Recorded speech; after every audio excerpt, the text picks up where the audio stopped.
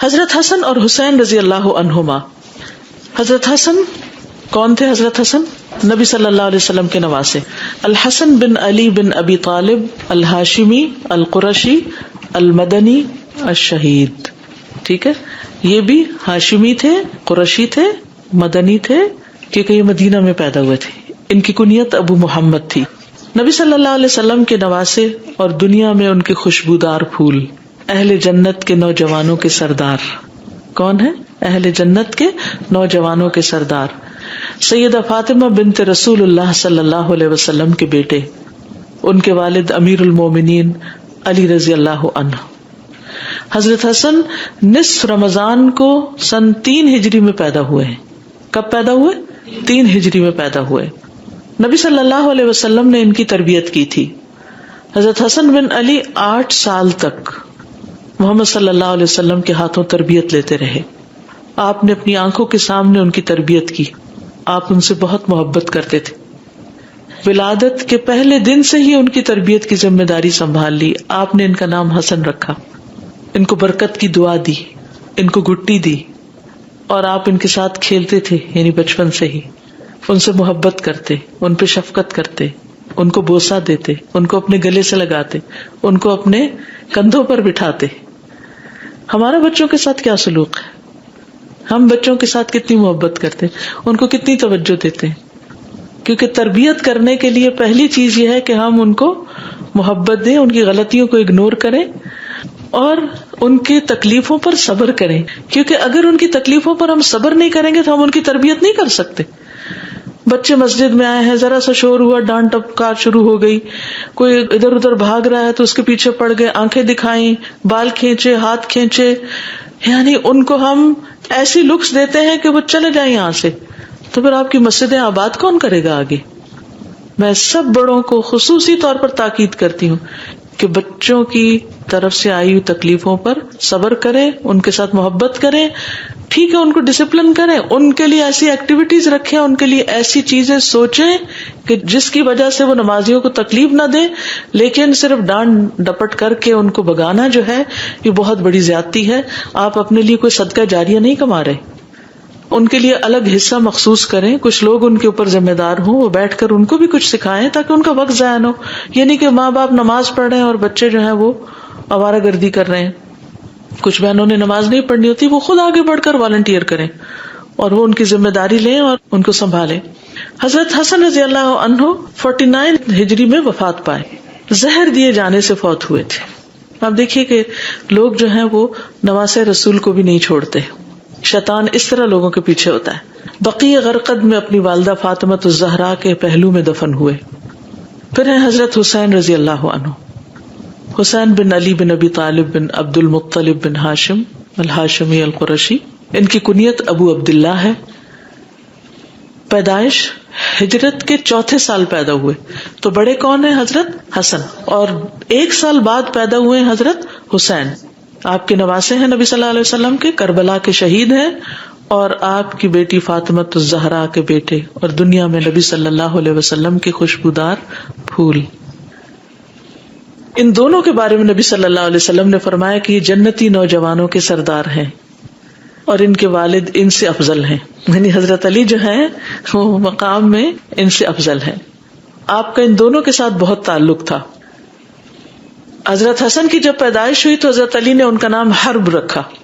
آپ تشریف لائے، آپ نے پوچھا میرا بیٹا تو دکھاؤ، اس کا نام کیا رکھا ہے؟ حضرت علی کہتے ہیں میں نے کہا حرب رکھا ہے. حرب کا مطلب ہوتا ہے جنگ.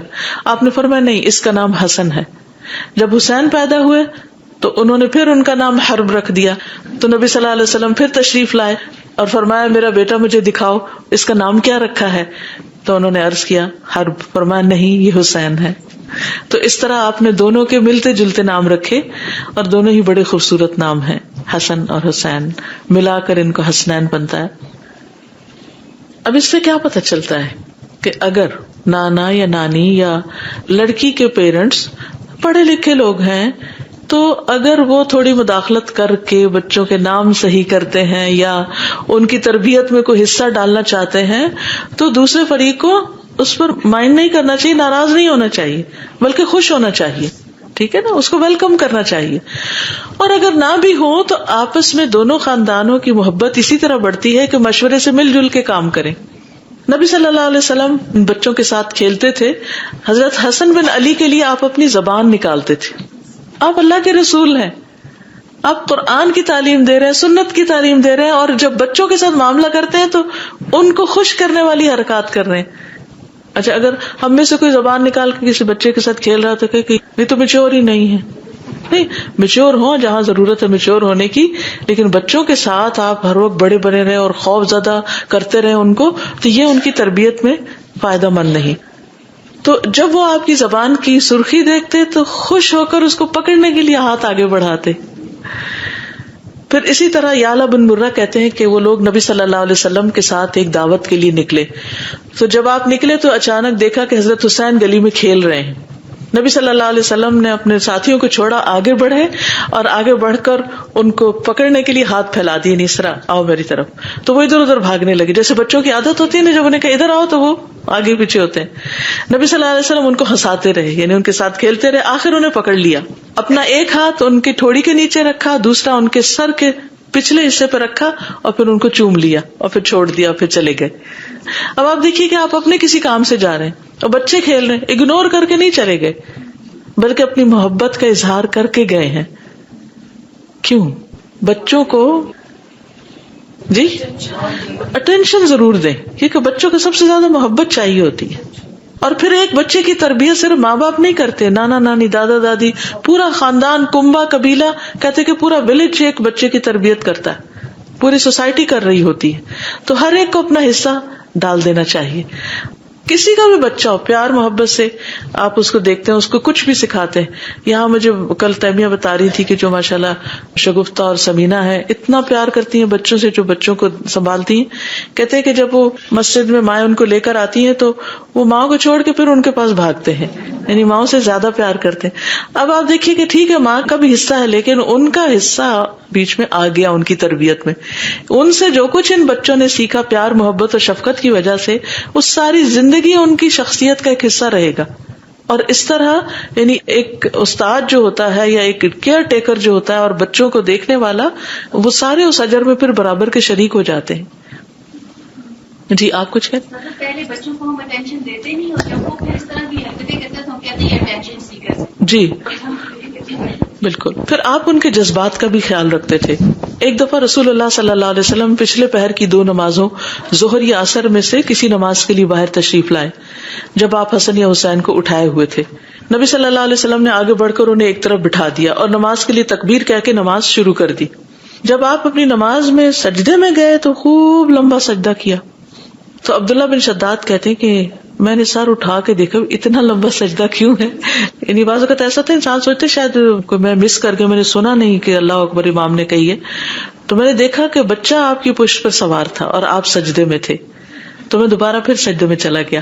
جب رسول اللہ صلی اللہ علیہ وسلم نماز سے فارغ ہوئے تو لوگوں نے عرض کیا, یا رسول اللہ صلی اللہ علیہ وسلم آپ نے تو آج نماز میں بہت ہی لمبا سجدہ کروایا, ہم سمجھے کوئی حادثہ ہو گیا یا آپ پر کوئی وحی نازل ہو رہی, کیونکہ وحی جب نازل ہوتی تھی تو آپ دنیا سے لا تعلق ہو جاتے تھے.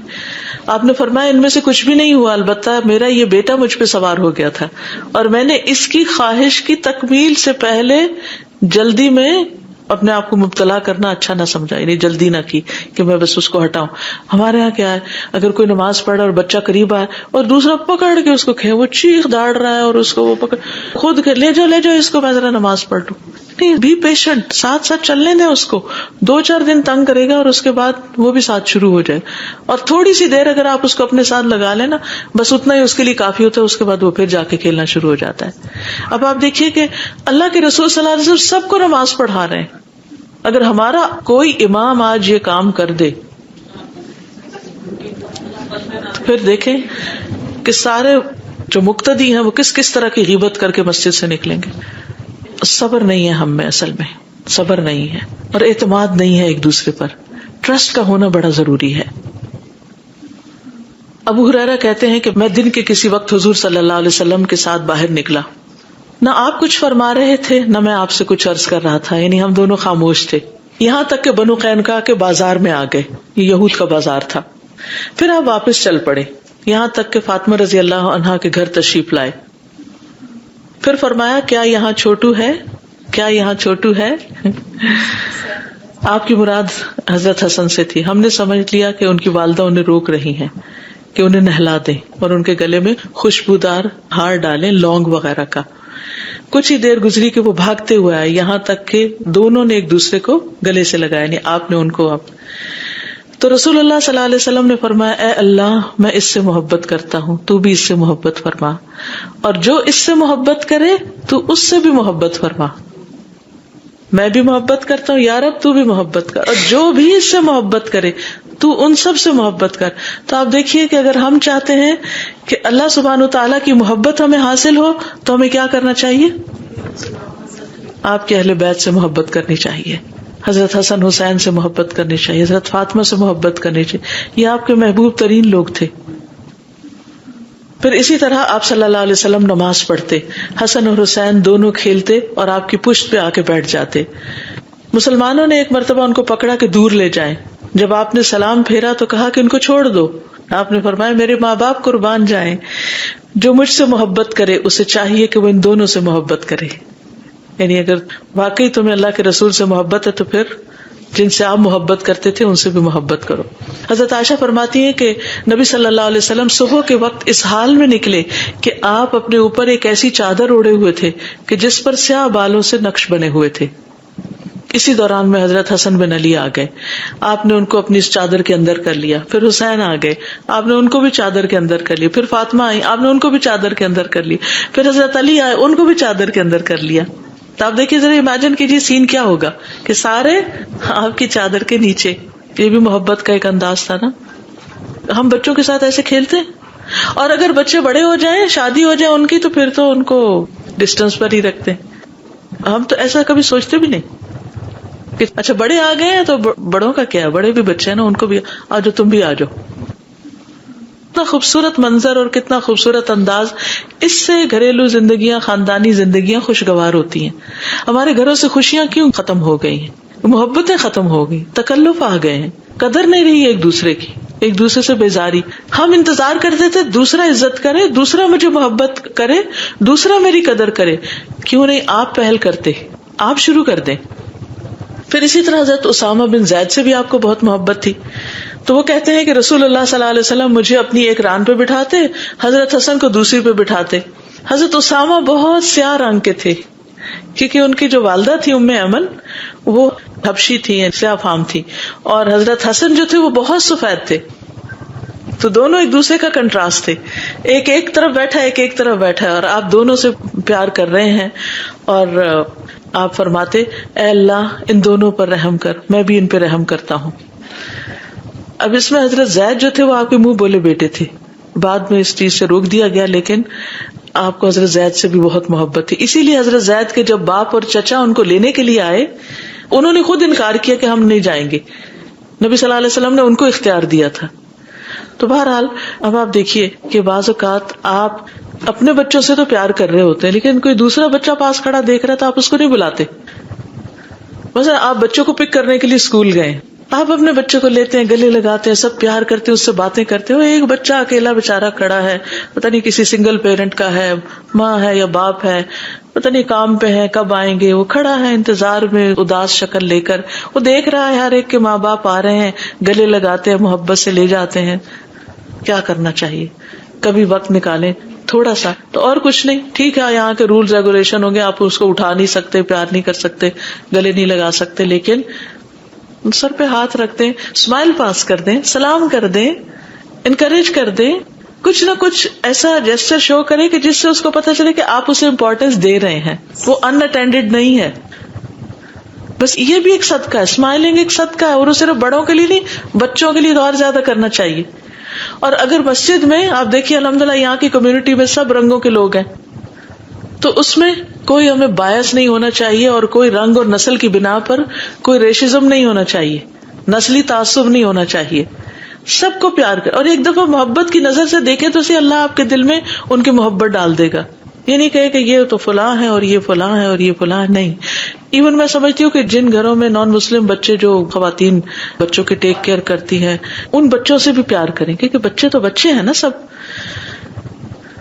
پھر اسی طرح برا کہتے ہیں میں نے رسول اللہ صلی اللہ علیہ وسلم کو دیکھا کہ آپ نے حسن بن علی کو اپنے کندھے پہ بٹھا رکھا تھا اور فرما رہے تھے اے اللہ میں اس سے محبت کرتا ہوں، تو بھی اس سے محبت کر. ایک اور روایت میں آتا ہے کہ آپ نے ان کو اپنی گردن پہ بٹھایا ہوا تھا، یعنی کہ یوں دونوں ٹانگیں آگے کر کے. پھر ایاس کہتے ہیں میں نبی صلی اللہ علیہ وسلم اور حضرت حسن حسین کو آپ کے سفید خچر پر بٹھا کر اس کی باگ پکڑ کر چلا، یہاں تک کہ انہیں نبی صلی اللہ علیہ وسلم کے گھر میں لے گیا. ایک بچہ آپ کے آگے بیٹھ گیا، ایک پیچھے بیٹھ گیا. پھر اسی طرح یہ ہے کہ آپ ان کو اپنے ساتھ لپٹاتے بھی تھے، یعنی حق کرتے تھے. پھر اسی طرح یہ کہ قیامت کے دن بھی یہ نبی صلی اللہ علیہ وسلم کے ساتھ ہوں گے. اور اگر ہم چاہتے ہیں کہ آپ کے ساتھ ہم بھی ہوں تو پھر ہمیں کیا چاہیے کہ ہم آپ سے محبت کریں، آپ کے بچوں سے محبت کریں. المرء مع من احبہ.